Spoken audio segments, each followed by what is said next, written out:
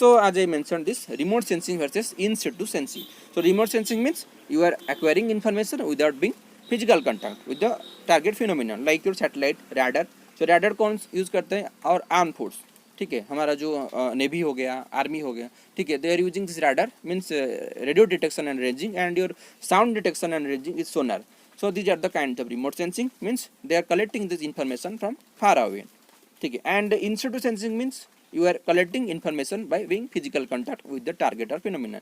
यो thermometer, आप body का temperature measure कर रहे हैं, सो आप दूर से तो मेजर नहीं कर पाएंगे ना किसी बॉडी का टेम्परेचर, या फिर आपका ब्लड प्रेशर, या फिर any your haemoglobin percent. So this require your direct contact उसमें होता है. योर करंट मीटर, ठीक है.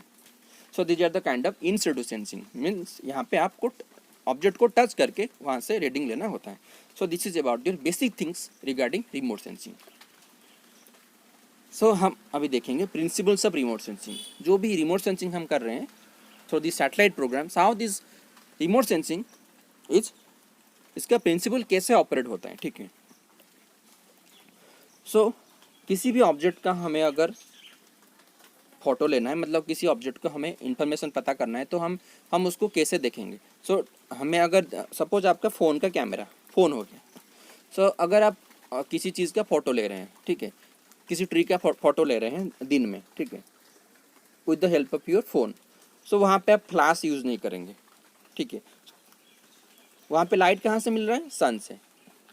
सन is the source of energy that provide this light, and this is interact with this object tree में, and ये again reflect होकर आपके phone में आता है, and you can take this photograph of this tree. So अगर आपको रात में किसी ट्री का फ़ोटो लेना है, तो आप उसमें उस टाइम में आपका फ्लैश यूज़ करेंगे. सो आपका फ़ोन में जो फ्लैश है उसको यूज़ करेंगे एंड फोटो क्लिक करेंगे.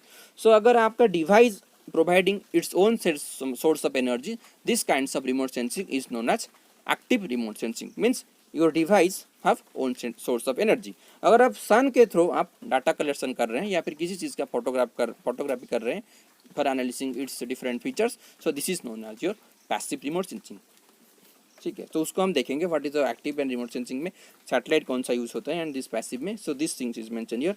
सो हमें बेसिक थिंग्स एक चाहिए रिमोट सेंसिंग में, is the energy, means source, कहाँ से हमें लाइट मिलेगा, इल्यूमिनेशन. सो अगर आप, क्योंकि ना डिफरेंट जो सैटेलाइट्स होता है उनके most of the satellites and sensors have their own source of energy. So this kinds of remote sensing is known as your active remote sensing. So you can see इसमें अगर satellite में own source of energy है, सो ये directly यहाँ पे suppose एक tree है, यहाँ पे इसको लाइट को एमिट करेगा, एंड जो भी उसमें रिफ्लेक्ट होके जाएगा, तो this things is capture by your sensor. So this is the sensor, you can see this part is your sensor, and this is a platform. So most of और satellite में this platform and sensor दोनों एक ही साथ attach होते हैं, ठीक है. अगर यहाँ पे लाइट हमें सन से मिल रहा है, so this is known as your passive remote sensing. So इसमें क्या होगा ना, sun provide this energy. So the first requirement of a remote sensing is to have an energy source which illuminates और provides electromagnetic energy to the target of interest. So sun से क्या मिलता है हमें? EMR, electromagnetic radiation. So this electromagnetic radiation is consist of different rays, उसको हम study करेंगे different rays. And for remote sensing whose ray is use in remote sensing, and यहाँ पे ये ऑब्जेक्ट के साथ इंटरेक्ट करेगा, एंड ये वापस जब रिफ्लेक्ट होकर जाएगा तो एंड ये कैप्चर होगा इसके थ्रू, दिस सेंसर के थ्रू, एंड दिस सेंसर इज जो सेंसर है यहाँ पे, this sensor will collect this information and send it to this ground station, and again this things is process and analyse. तो उसको हम फेज बाय फेज स्टडी करेंगे.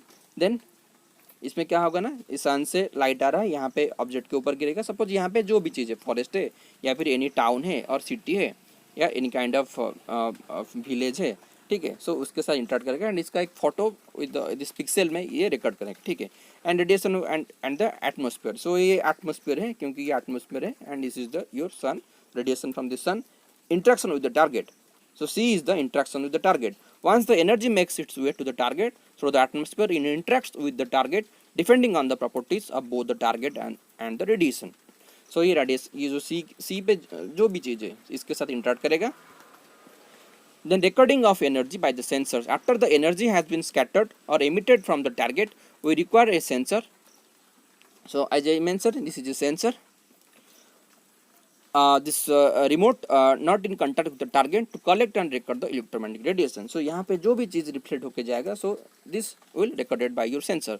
Suppose our यहाँ पे ट्री है, so ट्री क्या करेगा ना, रेड एंड ब्लू लाइट जो है, जो विजिबल स्पेक्ट्रम का जो रेड हमारा रेड है, मतलब जो भी लाइट है, रेड एंड ब्लू को ऑब्जर्व करेगा एंड जो ग्रीन लाइट को रिफ्लेक्ट करेगा. सो जिसके वजह से हमें जो ट्री है, मतलब लीफ है, it looks like green. Green colour क्यों विजिबल होता है?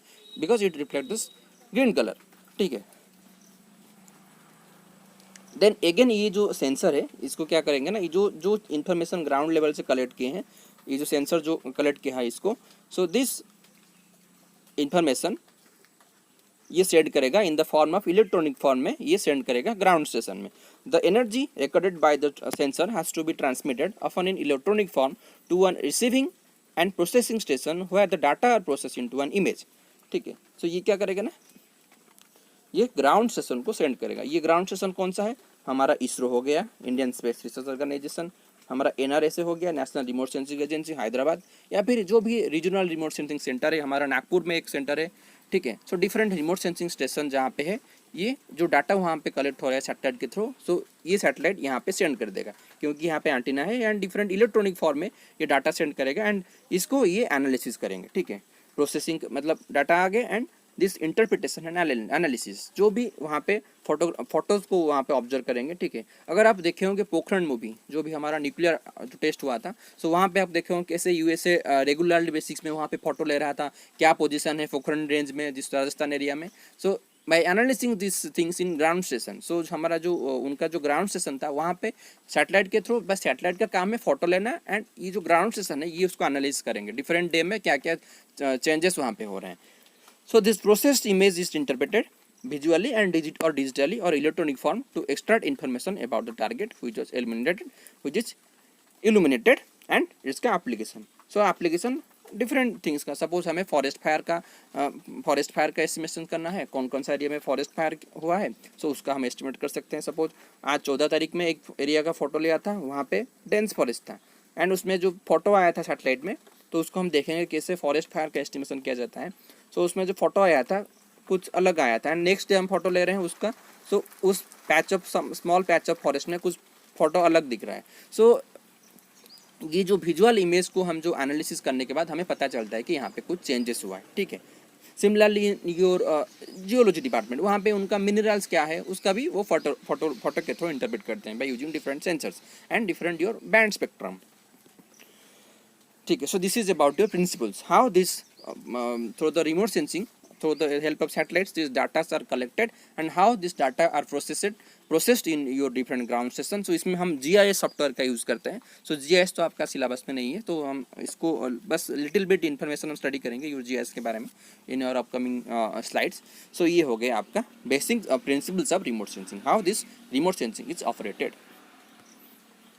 Then this is very important, electromagnetic energy. So this electromagnetic radiation is obtained from sun and it consists of many rays like gamma rays, X-rays, ultraviolet ray, visible ray and your infrared ray, microwaves, television ray, radio wave and long radio wave. So इसमें जो radio waves है, this radio waves have higher frequency, this radio wave have higher wavelength and lower frequency. आप left से right तक आएंगे, सो आपका जो wavelength है ये इंक्रीज होता जाएगा एंड अगर आप लेफ्ट से लेफ्ट तक जा रहे हैं आपका फ्रीक्वेंसी इंक्रीज होता जाएगा. So this radio waves have higher wavelength and lower frequency and your gamma rays, this gamma rays have lower wavelength and higher frequency. ठीक है. बट हम जो यूज़ कर रहे हैं हमारा रिमोट सेंसिंग में, we are using your visible spectrum, your consist of blue, green, red, RBG जो हम बोलते हैं एंड आपको पता होगा विबग्योर, वायलेट, इंडिगो, जो VIBGOUR होता है ना विबग्योर. सो उसमें हम RBG यूज़ करते हैं, रेड, ब्लू एंड ग्रीन को यूज़ करते हैं for this true colour composite image study करने के लिए. And your infrared ray, so this is your infrared band and this consist of, so आप इसका जो कितना वेवलेंथ है ना इसको याद रखिए, योर कितना माइक्रोमीटर से कितना माइक्रोमीटर पर 0.072, it is 0.072 your 1000 micrometer and this visible spectrum is consist of 0.4 to 0.7 and your microwave consist of 0.1 to 100. So these are the regions, those are used by your remote sensing, your visible, your infrared and your microwave. ठीक है. So ये ranges को हम use करते हैं in our remote sensing. ठीक है. Different जो बैंड, जो सैटेलाइट में जो सेंसर यूज़ होता है या फिर डिफरेंट बैंड्स उसमें एलोकेट होता है. ठीक है. जो भी बैंड्स उसमें एलोकेट होता है उसमें हम ये सेंसर्स को, ये स्पेक्ट्रम ऑफ लाइट को, इलेक्ट्रोमैग्नेटिक रेडिएशन को यूज़ करते हैं. सो कुछ बेसिक थिंग जानेंगे हम इलेक्ट्रोमैग्नेटिक रेडिएशन के बारे में. सो दिस इलेक्ट्रोमैग्नेटिक रेडिएशन जो है इसका कुछ प्रॉपर्टी है. So this electromagnetic wave is consist of both electric field. You can see this vertical lines are the electric fields and the horizontal lines showing your magnetic fields. So this electromagnetic radiation consists of electric field as well as magnetic field, and both these fields are perpendicularly oscillating with each other.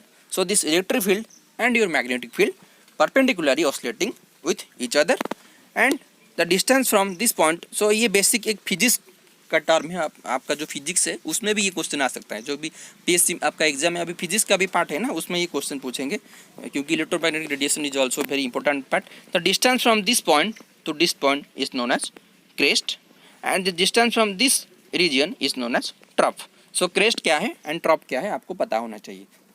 सो बस forestry के लिए ये important नहीं है, मैं बस physics के लिए एक बता दिया था आपको, ये बता रहा हूँ. ये दिस ये मार्क का इलेक्ट्रोमैग्नेटिक रेडिएशन का प्रॉपर्टी क्या है.